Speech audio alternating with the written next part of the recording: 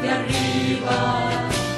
Y aunque los cuerpos van algo cansados, el alma la llevamos siempre viva.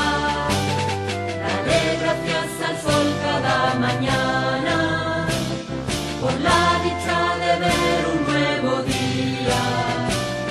Levántate venciendo la desgana y empieza a caminar con alegría. Acata en tu alma buenamente el primer mandamiento peregrino: vivir en cada instante plenamente y amar a cada sitio en el camino.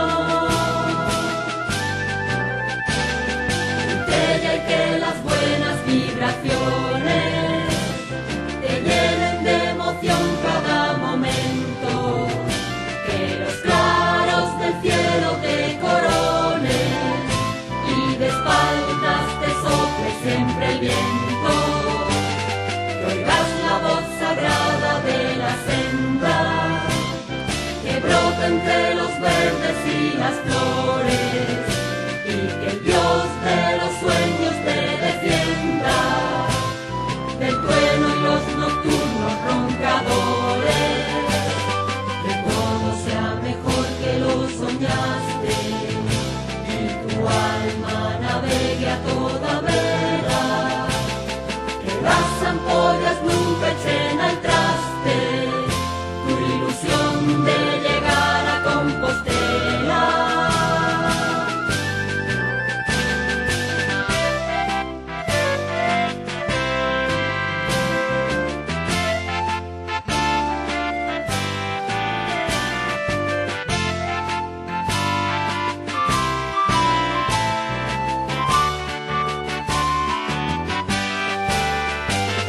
Dale gracias al sol cada mañana por la dicha de ver un nuevo día.